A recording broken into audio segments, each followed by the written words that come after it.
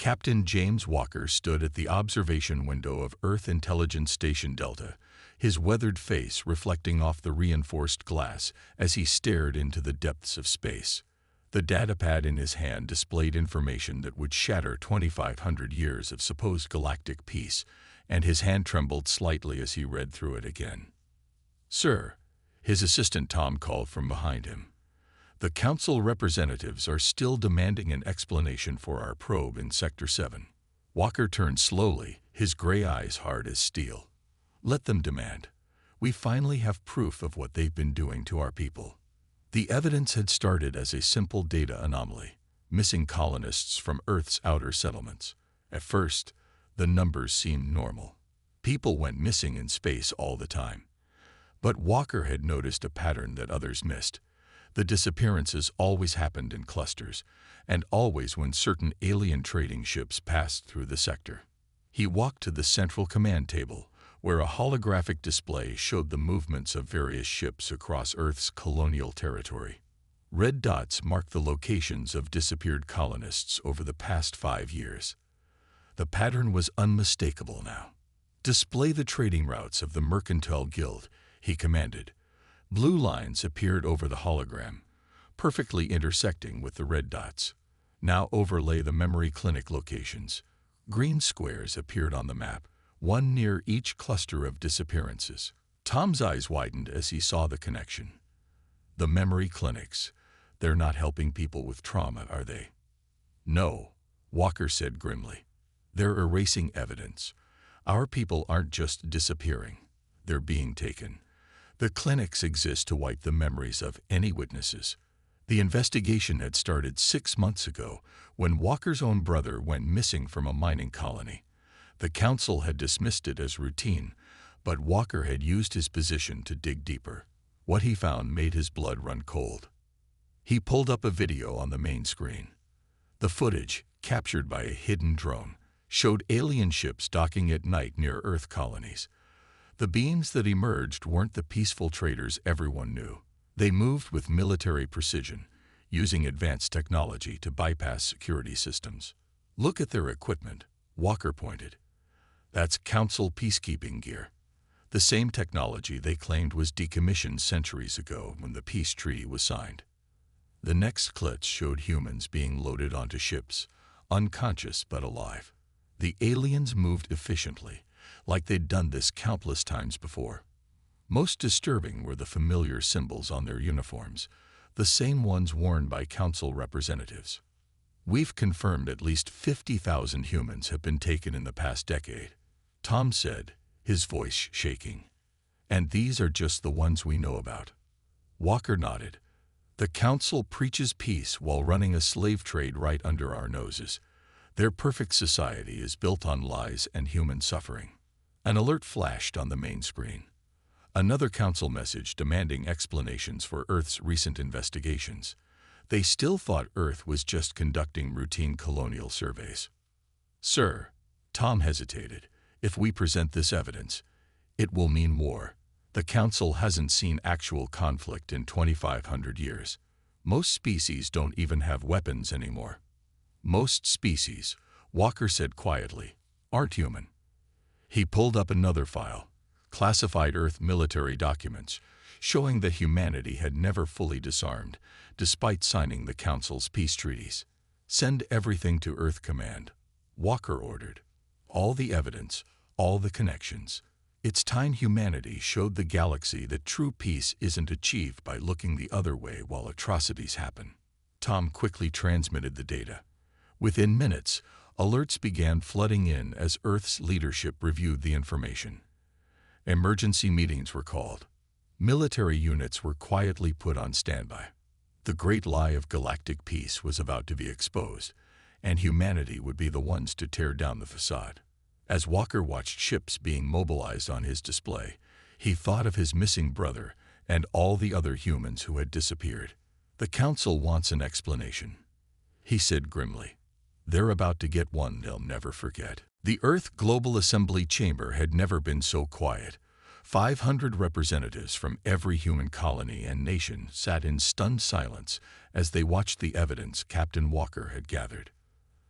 The massive screen showed scenes of human abductions, secret facilities, and council ships engaging in what could only be called slave trading.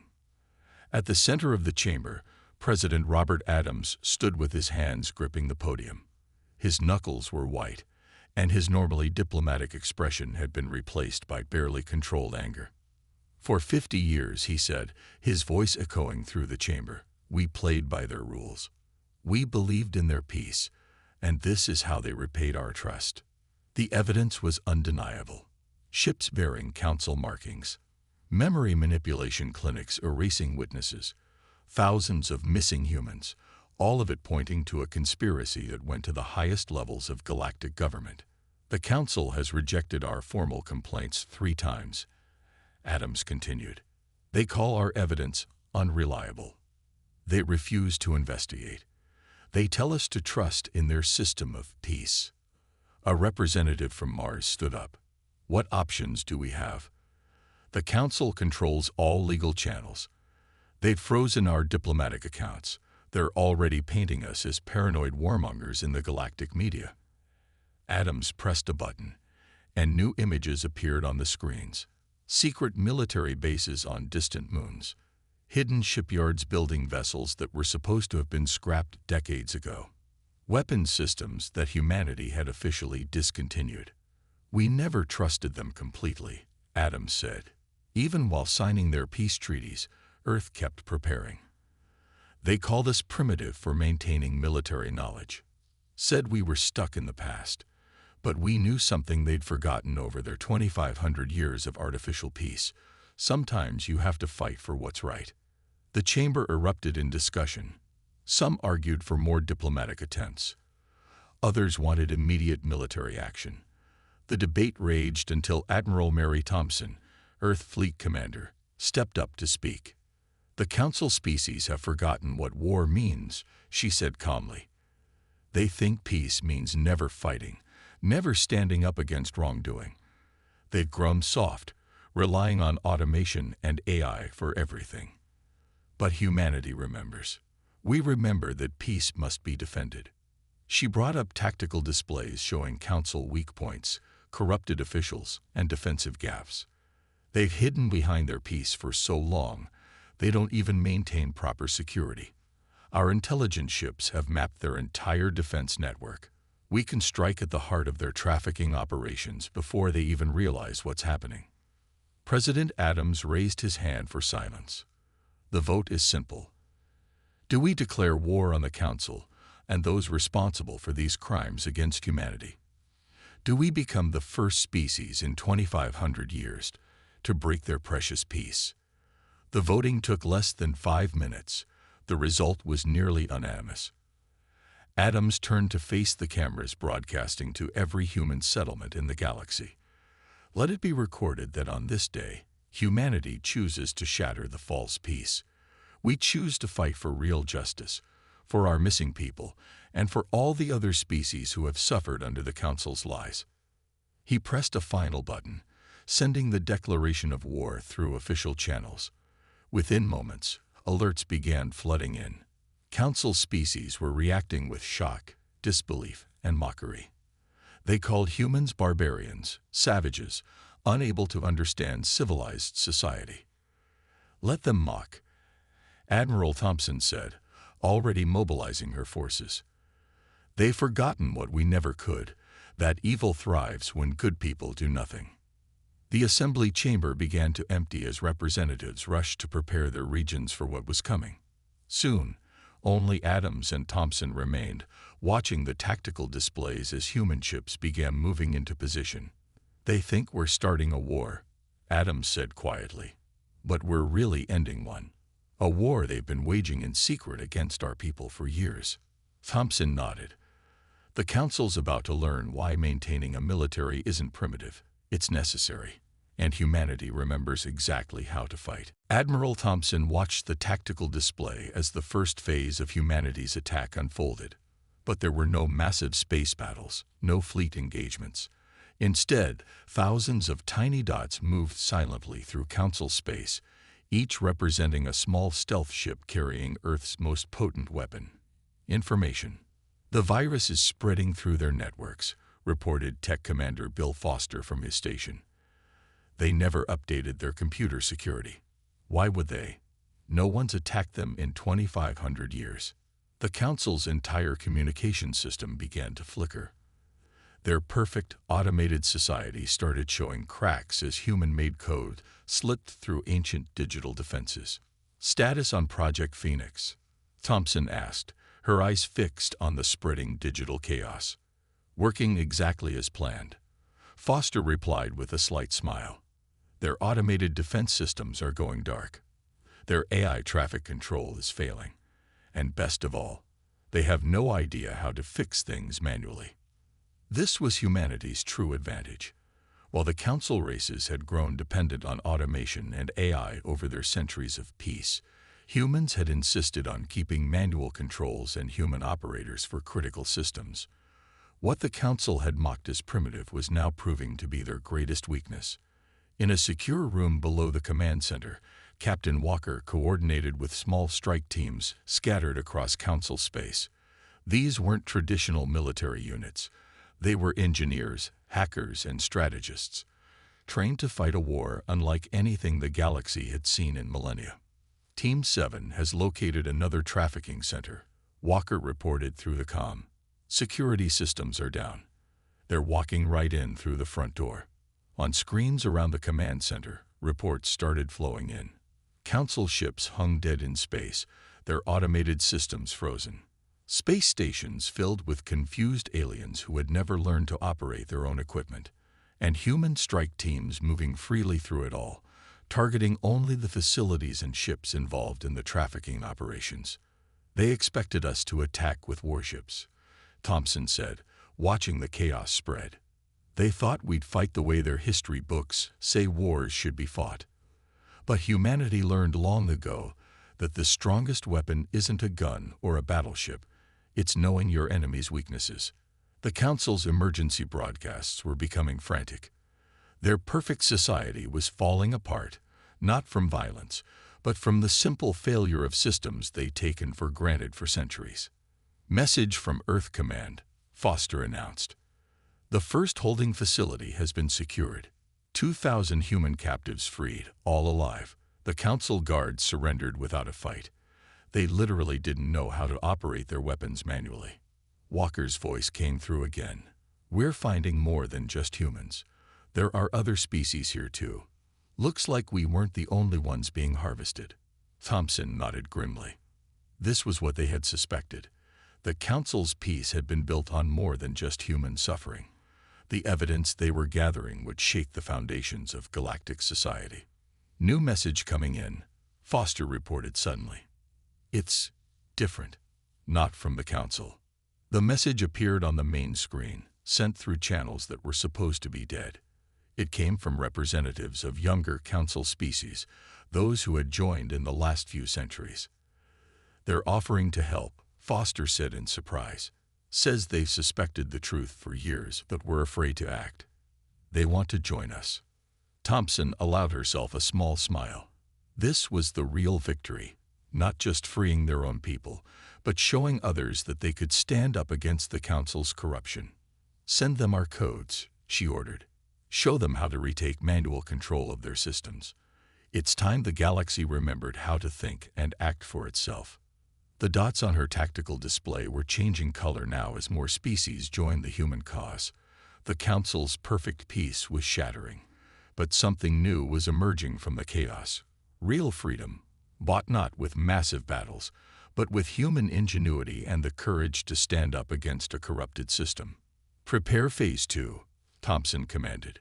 "Let's show them what else humanity remembers about fighting for what's right." The Grand Council chamber on Capital World had never seen such chaos. The massive circular room, designed to represent eternal harmony, now echoed with angry shouts and accusations. Elder Council member Dax, his normally blue skin turning pale with stress, struggled to maintain order. "This is unprecedented," he shouted over the noise. "Humanity's actions are an assault on 2,500 years of peace." But for the first time in centuries, other Council members were standing up to challenge the elders. Representative Lin of the Proxima Alliance rose from her seat, her voice clear and strong. "What's unprecedented is the evidence they've uncovered," she said, activating the central display. Images of rescued prisoners, secret facilities, and council corruption filled the air above them. "We've found similar facilities in our sectors. How long have the elders known about this?" The younger council species were breaking ranks. Nearly a third of the council chamber now stood empty as more representatives left to join humanity's cause. Those who remained were divided between the ancient species who had founded the council and the younger races who were beginning to question everything they'd been taught. Outside the chamber windows, the perfect order of Capital World was crumbling. The automated systems that had run everything for centuries were down, and most species had forgotten how to function without them. But in some areas, lights were coming back on as humans taught others how to operate their technology manually. "The peace must be preserved," Dax insisted, but his words sounded hollow even to his own ears. "Without our guidance, the galaxy will fall into chaos." "The galaxy is already in chaos," came a new voice. All heads turned as Representative Jones from Earth entered the chamber. He wasn't supposed to be there. Earth's council privileges had been suspended. But with the security systems down, there was no one to stop him. "We've discovered something interesting in the council's ancient records," Jones continued, walking calmly to the center of the chamber. "Records that weren't supposed to exist, about how this council really came to power." He activated a data crystal, and new images filled the air. Historical records, carefully hidden for millennia, showing how the elder species had first established their control, how they had used memory manipulation and forced automation to make younger species dependent on them, how their perfect peace had been built on carefully hidden chains. "Lies," Dax shouted, but other elder council members were already backing away, their faces showing guilt that had been hidden for centuries. More representatives were standing now, joining Lin and the others who questioned the council's authority. The chamber's perfect symmetry was breaking down as members physically moved to show their allegiance, some with the elders, many more moving to stand with Jones. "Humanity didn't break the peace," Lin declared. "They exposed the truth that it was never really peace at all. It was control, hidden behind pretty words, and forced harmony." Through the windows, they could see ships rising from Capital World. Not the sleek automated vessels of the council, but smaller ships piloted by actual beings. Some fled, carrying elder council members trying to escape. Others moved with purpose, crewed by those who had chosen to stand with humanity. "You're destroying everything we built." Dax made one last attempt, his voice desperate. "No," Jones replied calmly. "We're giving people back the right to build things for themselves. The right to think, to question, to disagree, even to fight when fighting is necessary. Real peace isn't about forcing everyone to behave the same way. It's about learning to work together despite our differences."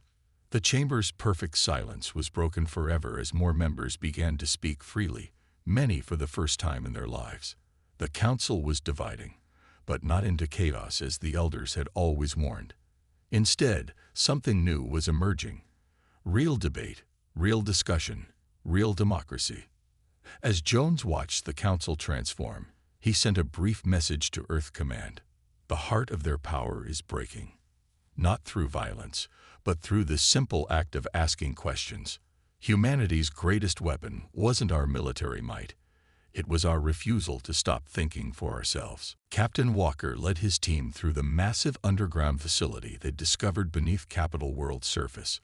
Their footsteps echoed through corridors that hadn't seen real visitors in centuries, only automated maintenance drones that now lay deactivated against the walls. "Life signs are stronger this way," said Mark, his team's sensor specialist. The readings on his device were unlike anything they'd seen before. "Whatever's down here, it's big." They rounded a corner and stopped dead in their tracks. The corridor opened into a chamber so vast their lights couldn't reach the ceiling. But it wasn't the size that made them gasp. It was what filled it. "My God," Walker whispered. "There must be millions of them." Stasis pods stretched in every direction, each containing a sleeping person. Humans, yes, but also members of every species in the galaxy. The pods extended for what seemed like miles, disappearing into the darkness. "Get me Admiral Thompson," Walker said into his comm. "She needs to see this." Within minutes, the Admiral's voice came through. "What have you found, Captain?" "The real reason for the Council's peace," Walker replied, his voice heavy. "They've been taking people for centuries. Not just humans. Everyone. Keeping them here, frozen in time." His team moved through the rows of pods, checking the status displays. Some showed dates going back over 2,000 years. The occupants hadn't aged a day. "They're all important people," Mark reported, reading the data. "Scientists, artists, philosophers, anyone who asked too many questions or thought too differently." The Council didn't just want peace. They wanted to control how society developed. Another team member, Lisa, called from several rows over. "I found their processing center. They weren't just storing people. They were wiping and rewriting memories, sending some back as model citizens who would never question the Council again." Admiral Thompson's voice was tight with anger. "This is how they maintain their power, not just through technology and laws, but by literally removing anyone who might disrupt their perfect society." Walker's team continued deeper into the facility. They found laboratories where the Council had studied different species, looking for ways to make them more compliant. They discovered records of entire colonial populations being reset when they showed too much independence. "Here's something interesting," Mark said, examining a central console. "The Council was terrified when humanity joined. Our brains showed unusual resistance to their memory manipulation. We kept breaking their conditioning, kept asking questions even when we weren't supposed to. That's why they had to resort to physical abduction for humans," Lisa added. "And why they were getting desperate. Their old methods weren't working on us." Walker reached a massive control center, its screens showing the status of millions of pods. "Admiral, we're going to need medical teams. A lot of them. These people can be saved, but waking them safely after so long will be tricky." "Already on the way," Thompson replied. "The younger Council species are sending help too. Turns out some of them had families that disappeared centuries ago. Now they know where they went." As medical ships began arriving above, Walker's team started downloading the facility's records. The truth of the Council's peaceful society was worse than anyone had imagined. They hadn't just created peace, they had forced the galaxy to stop growing, to stop changing, to stop thinking. "Look at these progress charts," Lisa said in disbelief. "Technology, art, science, everything has been carefully controlled. Any time a species made too much progress too quickly, the Council would step in. They were keeping the entire galaxy in a carefully managed state of stasis." Walker looked out over the endless rows of pods, each containing someone who had dared to think differently. "We didn't just break their peace," he said quietly. "We freed the galaxy from a prison it didn't even know it was in." Admiral Thompson's voice came through one last time. "Send everything you find to Earth Command immediately. The galaxy needs to know the truth. All of it. No matter how ugly it is." The facility's lights were coming on now, section by section, illuminating the true cost of the Council's perfect peace. The time for secrets was over. The time for real freedom and real progress was finally beginning. Admiral Thompson's command center had become the heart of a galaxy-wide revolution. The massive display showed thousands of worlds turning from Council blue to Revolution green as more species joined humanity's cause. Each new ally brought their own horror stories of Council control. "Another storage facility found on Beta 9, reported Commander Foster, updating the map. 300,000 beings in stasis. Local population is helping with the rescue efforts." The evidence humanity had released was spreading faster than even their best cyber attacks. Species after species was discovering how the Council had manipulated their development, stolen their people, and stunted their growth. The Council's core worlds are mobilizing their peacekeeping fleet, an officer announced. On the display, red dots appeared, ancient warships that hadn't seen real combat in millennia. They were impressive in size, but their crews had no actual battle experience. "Let them come," Thompson said calmly. "They've forgotten what real resistance looks like."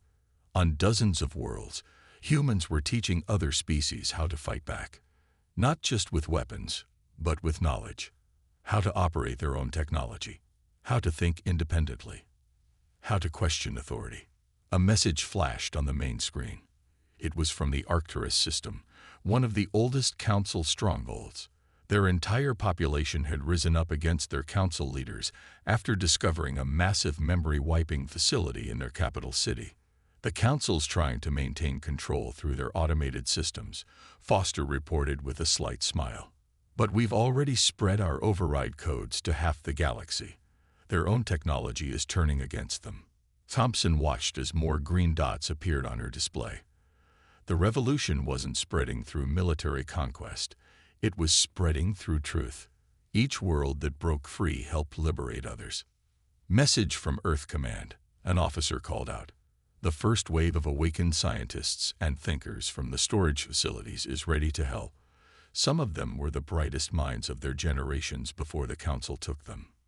This was humanity's masterstroke. By freeing the very people the Council had tried to suppress, they weren't just destroying the old order, they were helping build something new. "Council ships approaching Sector 7, Foster announced. The red dots were moving with purpose now, heading toward one of the largest liberated zones. "Right into position," Thompson said. The Council ships were following their ancient battle plans, exactly as predicted. But warfare had evolved in 2,500 years, even if they didn't know it. She opened a channel to all Allied forces.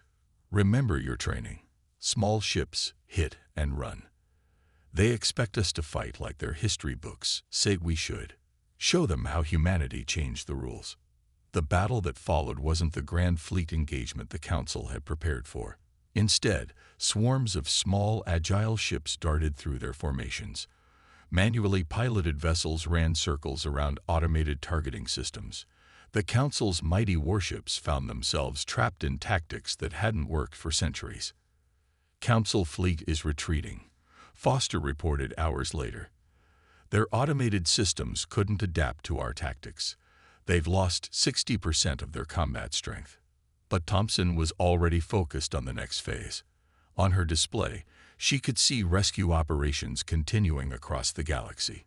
Medical ships painted with Earth's colors were bringing hope to worlds that had lived under Council control for generations.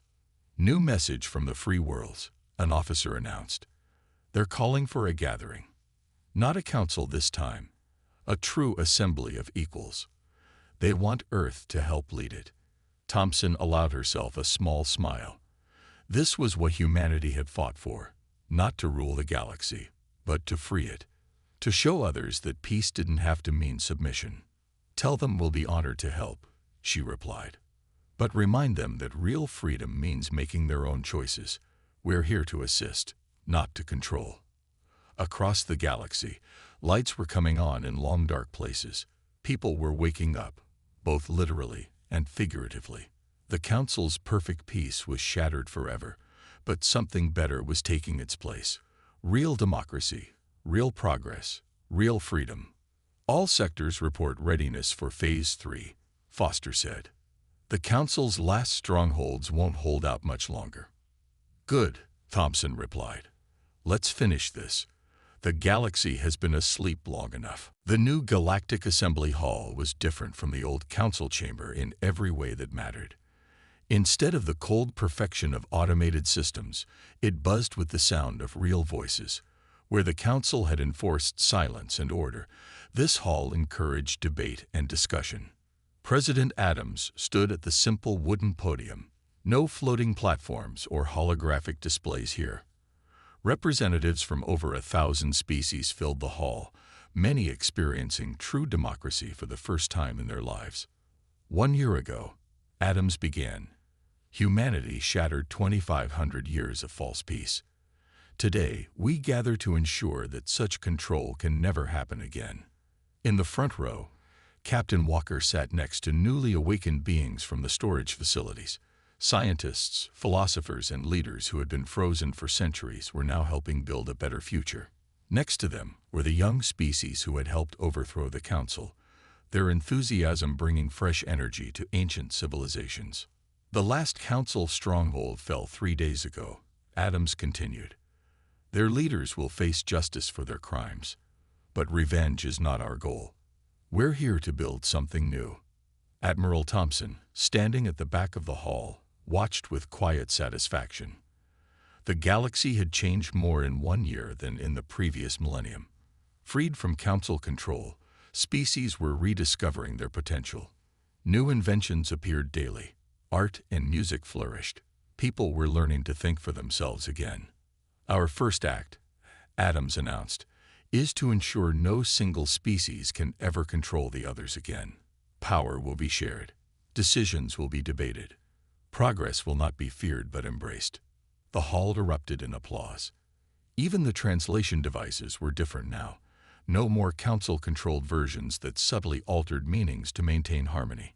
These new ones, developed by awakened scientists, preserved the unique character of each species' language.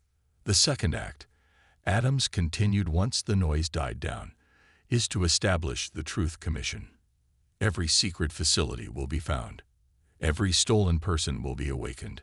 Every family will learn what happened to their missing members. Walker thought of his brother, recently awakened and recovering with thousands of others. The Council's victims were returning home, bringing centuries of lost knowledge with them. The galaxy was remembering its own history, painful though it sometimes was. Our third act is to create the Freedom of Progress Agreement, Adams said. No more artificial limits on technology. No more suppression of new ideas. Every species will be free to develop at their own pace in their own way. Thompson smiled as she watched ships through the hall's windows. The newly formed Galactic Defense Force, not controlled by any one species, but staffed by volunteers from all worlds. They weren't there to enforce peace, but to protect freedom. Some say we destroyed the peace. Adams addressed the concern directly. But real peace isn't the absence of conflict. It's the freedom to resolve conflicts openly and honestly. Real peace is enforced harmony. It's learning to work together despite our differences. The hall grew quiet as he reached his final point. Humanity didn't free the galaxy alone. We just showed others that resistance was possible. Every species here chose freedom for themselves. And now we all choose to work together. Not because we're forced to, but because we want to. The voting that followed was unlike anything the galaxy had seen in millennia. Real debate, real disagreement, real compromise. It wasn't perfect or peaceful in the way the Council had defined those words. But it was alive, growing, evolving. As the session ended, Walker joined Thompson near the exit. Was it worth it? He asked. Breaking 2,500 years of peace. Thompson looked out at the bustling city beyond the hall. Streets filled with beings from different worlds, talking, arguing, creating. Ships rising and falling freely, carrying trade and ideas across the stars. Art and music drifting from newly opened cultural centers. We didn't break the peace, she replied. We broke the chains. The galaxy isn't just at peace now. It's finally awake.